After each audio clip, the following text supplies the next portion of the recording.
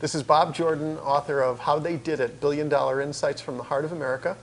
I'm talking today with my good friend Gerald Haman. Gerald and I have known each other for, well, let's just say many years so that we don't date ourselves. But, you know, it's a pleasure to know you. Gerald, you're an inspiration.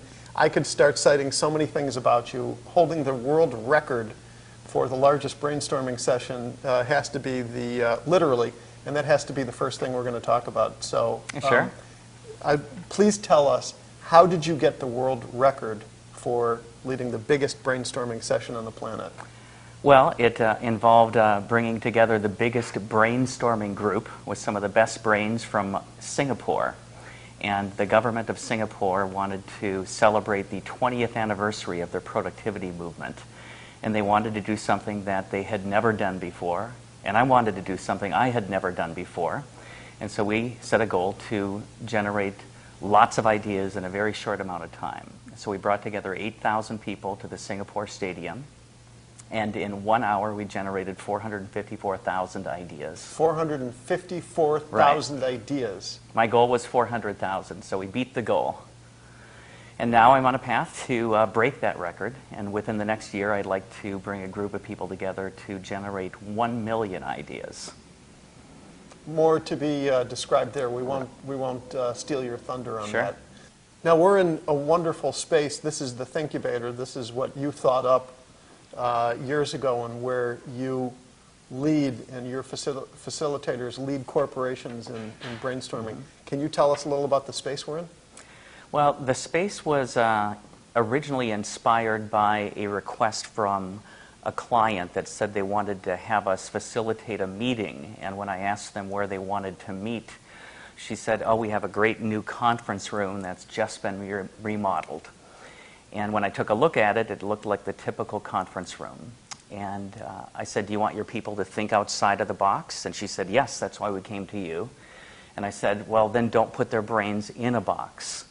And most people spend most of their time working in box-like environments where they experience cubicle creativity, where the size of their ideas is proportional to the amount of space in which they feel they have to think. Oh, I like that as a formula. That's good. And so I created the Thinkubator as a meeting facility for small businesses, entrepreneurs, and some of the world's largest corporations to come and accomplish a great deal in 1 or 2 or 3 days at the Thinkubator. So now the entrepreneur is beyond solo and understands that they have something that could be a commercial reality. They have formed a team around them. And can you give some advice to that team in terms of how best to brainstorm as they're thinking through their biggest opportunities? Well, I think they need to know some alternative ways to brainstorming, not just standing in front of a group of people or sitting around a table brainstorming ideas that are written on a flip chart or whiteboard. There's a wide array of different techniques for better brainstorming. I found, though, that most entrepreneurs need to understand that there's a process to come up with those ideas and to turn them into valuable solutions. And so I spent nearly 2 decades creating a 4-stage process called the Accelerated Innovation Process that involves 4 stages: investigating needs, creating ideas, evaluating solutions, and activating plans. And a successful entrepreneur needs to quickly take their team through all 4 of those stages. And I've also found that they need to know how to collaborate to innovate. And there are different types of thinkers that have different styles of communicating and ideating and innovating. And the more the entrepreneur knows about his or her team, the more effective they can be in getting to the path to profits more rapidly. Now, I've been in some of your brainstorming sessions, and they were wonderful. You were a nice addition, I recall. Thank you, and I've used some of your tools. What do you think what's the biggest mistake or problem or pitfall that you see teams make when they are trying to brainstorm? Well, they don't invest sufficient time to get to the quality ideas. Entrepreneurs and many people are in a hurry. And when I ask people, what is the #1 block to your ability to be creative and innovative, they always say lack of time. And if you expect that you can bring a group of people together for 15 minutes or an hour and come up with some breakthrough solutions or bright ideas, that's not always realistic. And so people need to have the awareness that it takes time to get the results. Now, if you've got the right team together of diverse thinkers, you can accelerate that. And if you have a variety of tools and techniques, you can speed up that process as well.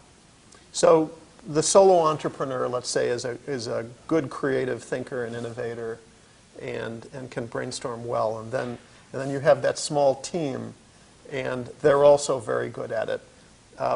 But then you have the next stage when a company gets to size. I was reading something about Google that, with tens of thousands of employees has become somewhat bureaucratic. Microsoft at 90,000 employees. What is your coaching for management teams of these established organizations that inherently become bureaucratic? How do you coach them to stay fresh in terms of generating new ideas? Well, you've asked a good question, especially when you focus on how to help people stay fresh. And oftentimes in these bigger corporations where people are working on large teams, they seem very disconnected from the bigger picture, or they don't understand what part of the puzzle they are. And so that's where some facilitated team experiences where people are brought back together to take a look at the big picture, the final mission, vision, and what the big goals are, and then where their pieces fit into that larger puzzle. And people need to be clear by continually being aware of where they are and where they're going. And it takes some creative thinking in order to do that. And I've also found that people have a lot of ownership over those ideas that they feel they help create. And if everybody feels that they can contribute to the end goal, that'll have a lot of ownership and a lot of what you would call refreshing perspectives that they wouldn't normally have. So, Gerald, one day I pick up my copy of the New York Times, and I'm reading, and I see this story about someone at an airport who the airport shut down or everyone was stuck, and someone in the terminal put up a sign, and it said something like free brainstorming sessions, and a line formed in front of this person. Then he did all of this free brainstorming for people. And then, of course, I see the name of the person, and it's you. And I'm thinking, this is amazing. So you have to tell us that story. Well, I travel a great deal and spend, unfortunately, too much time in airports. And I've strived to make the most of every minute of time that I have when I'm waiting for flights. And I was traveling to lead some workshops in Australia and was delayed 2 days in a row. The first night we were delayed in San Francisco because of weather, and the second night we were delayed because of mechanical failures. And I observed that there were literally 400 to 500 very unhappy passengers that were stuck at the terminal. So I thought I would turn lemons into lemonade and try to make the most of the opportunity. And my goal was to really kind of turn all those frowns and frustrated faces into people that were happier. So I did put up a sign that said, free ideas. And much to my surprise, people asked me what I was doing. And I would begin a conversation with them where I'd find out what were some of their goals, challenges, or problems. And then I reached into my briefcase and I pulled out a tool I created called the No-Brainer. And I would lead a mini brainstorming session for anywhere from 5 to 15 minutes. I'd write down the notes, and then I would give them the ideas that they generated. And I didn't tell them who I was or what I was doing. I just told them I wanted to help them. And there was a reporter from the New York Times that actually saw hundreds of people over the 2 days sit down with a sad face and walk away with a smile on their face because they had got the gift of creativity. And so I now call that plainstorming. And what I do is I give out no-brainer tools when I'm flying and help people continue to spread the word and to spread the word about their ideas that they generated as a result of some help. I think that's amazing. It says something incredible about you, and it also that you had the guts. You are not a person, as long as I've known you, who is necessarily seeking out celebrity.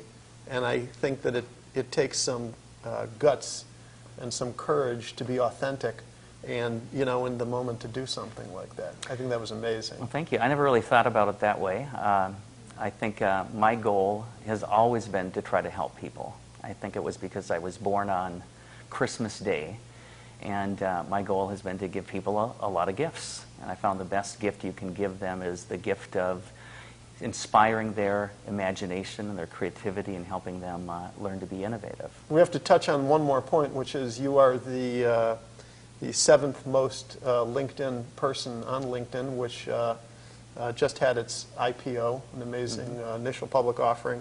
And you have many groups on LinkedIn with over 300,000 members. For business professionals on LinkedIn, what kind of advice do you have for people who are thinking of setting up their own groups? Wow. Well, find a niche, target some niches that are of interest to your own customers. I started the groups not for my own sake, but to help my own customers or prospective customers communicate with each other and get to know each other. I found that people like to relate to innovate, and it's best if you can relate to people that have common interest, goals, challenges, or problems, or passions. And it's not about the size of the group, although one of our groups is the 14th largest. It's about the caliber of communication and discussions that occur. And I'm fortunate that many of our 32 groups on LinkedIn have some real meaningful discussions that benefit the members. 32 groups. Yes. That's amazing. Well, I'm grandfathered in. The limit now is 10, but since I helped LinkedIn grow a great deal at the beginning and to this day, I think they're pretty happy with the groups that we've formed. That's terrific. Final question, what do you see as your biggest opportunity in the next 12 months? Wow.